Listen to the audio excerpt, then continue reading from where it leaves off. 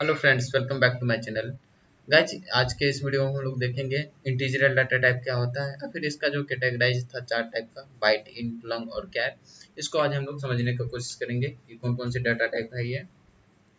तो पिछले वीडियो में हम लोग देख लिए थे कि डाटा टाइप क्या होता है और इसको कितने कैटेगरी में बांटा गया था। साथ ही हम लोग वॉइड डाटा टाइप के बारे में देख लिए थे। आज हम लोग इस चारों डाटा टाइप के बारे में पढ़ेंगे कि बाइट डाटा टाइप क्या है, इंट डाटा टाइप क्या है, लॉन्ग क्या है, कैर क्या है, इसको हम लोग कैसे यूज करते हैं। तो चलिए इस वीडियो को हम लोग शुरू करते हैं। कि बाइट में, तो बाइट डाटा टाइप का क्या है, इसका साइज छोटा कर दिया। जैसे कि एक बाइट का इसका साइज होता है और ये 8 बिट को ही रिप्रेजेंट करेगा। मतलब कि अगर हम कोई बाइट टाइप का डाटा डिक्लेयर करते हैं या फिर वहाँ पे बाइट टाइप का कोई भी डाटा को हम लेते हैं, तो इसका मतलब ये हुआ कि हम जब उसको मेमोरी में रिप्रेजेंट करेंगे तो वो 8 बिट स्पेस ही लेगा हमारी मेमोरी में। तो ये अच्छा रहेगा। अगर हमको छोटे में काम करना है तो हम लोग बाइट टाइप का डाटा डिक्लेयर करते हैं।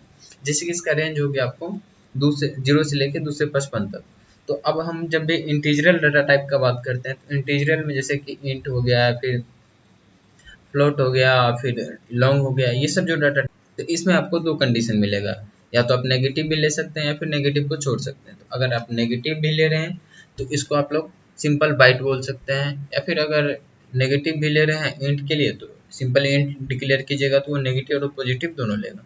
लेकिन आप चाहते हैं कि सिर्फ हम जो डाटा टाइप डिक्लेयर कर रहे हैं जैसे कि इंट डिक्लेयर करें तो वो सिर्फ पॉजिटिव नंबर ही ले, तो उसके लिए हम लोग क्या करते हैं, अनसाइंड इंट लगाते हैं, अनसाइंड का यूज करते हैं। जैसे कि अनसाइंड इंट, अनसाइंड लॉन्ग। इससे क्या होगा कि ये साइन को छोड़ देगा और सिर्फ पॉजिटिव नंबर को ही लेगा। तो वो हम लोग देख लेते हैं आगे। तो अभी हम लोग क्या करते हैं, डायरेक्ट इसी को पढ़ते हैं, क्योंकि जो अनसाइंड डाटा टाइप में है उसमें कुछ खास नहीं रहता, बस माइनस वाले नंबर को हम लोग छोड़ देते हैं और जितना माइनस वाला नंबर रहता है उसको छोड़ के हम पॉजिटिव में उतना नंबर ऐड करके आगे तक का इसका रेंज बढ़ जाता है। बस सिंपल उतना ही बात रहता है।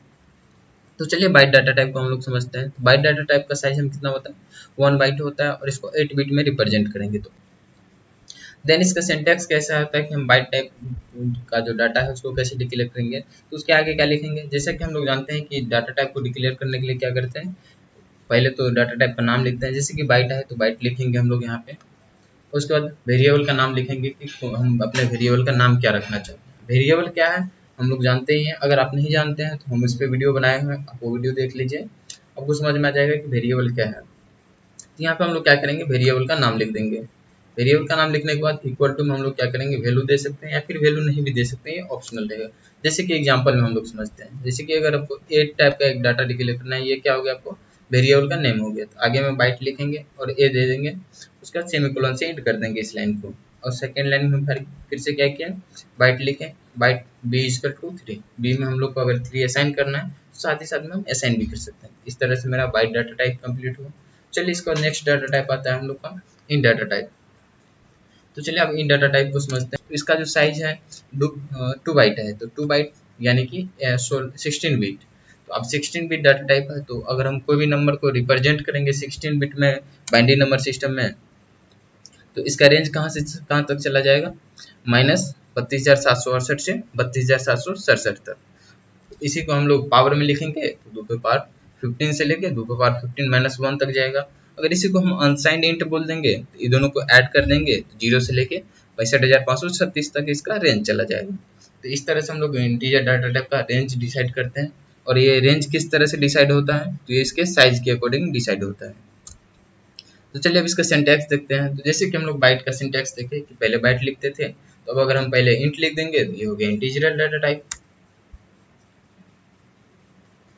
देन इसके बाद देखिए, इसको भी हम लोग सेम तरीका से रिप्रेजेंट कर सकते हैं। जैसे यहाँ पे बाइट लिख देते थे तो वहाँ पे अब हम लोग इंट लिखेंगे और इंट में हम फिर से वैल्यू को असाइन कर देंगे। तो ये हो गया मेरा इंटीजरल डाटा टाइप। इसके बाद हम लोग देखते हैं लॉन्ग डाटा टाइप। तो जैसा कि हम लोग बताएं कि बाइट सबसे छोटा डाटा टाइप हो गया। उसके बाद अगर हम और ज़्यादा बड़ा वैल्यू का जरूरत पड़ा तो इंटीजर डाटा टाइप डिफाइन करते हैं, जिसका रेंज देख ही लिए आप लोग 32,767 से 32,868 तक था।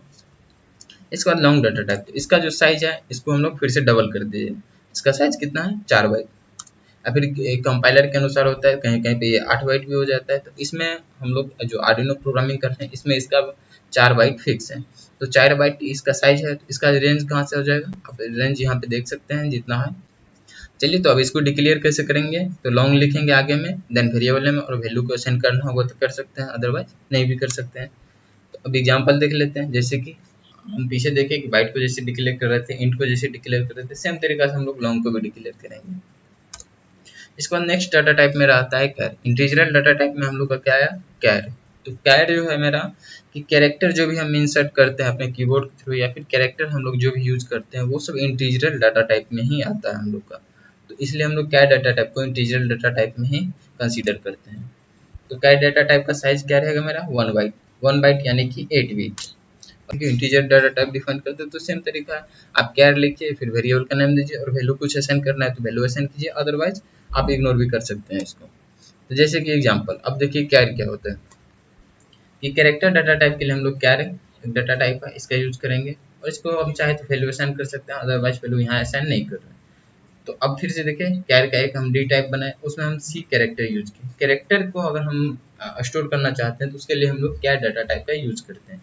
तो कैर डाटा टाइप को हम लोग अगर डिक्लेयर करना चाहते हैं तो कैर लिखेंगे, डी लिखेंगे, इक्वल टू अगर कोई वैल्यू असाइन करना चाहते हैं सिंगल कोटेड के अंदर में लिखते हैं तो हमारा एज ए कैर कंसीडर होता है।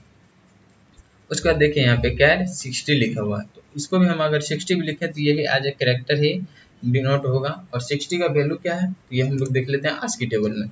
60 यहाँ पे देख सकते हैं कि 60 का वैल्यू क्या है, तो 60 का जो वैल्यू है मेरा लेस देन इक्वल टू है, तो ये मेरा less than equal to store करेगा। जैसे कि 65 देते हैं तो ये ए स्टोर करता है मेरा, कैपिटल ए। तो जो आस्की टेबल है मेरा आस्की कैरेक्टर के थ्रू हम लोग स्टोर करते हैं कैरेक्टर डाटा टाइप में, तो आस्की टेबल यूज करता है। जैसे कि हम लोग यहाँ पे अभी देख रहे थे 60, यहाँ पे अगर हम 65 दे देते हैं तो यहाँ पे कैपिटल ए मेरा यहाँ पे स्टोर कर लेता। अगर कुछ और देते हैं जैसे 66 देते हैं तो कैपिटल बी स्टोर करता।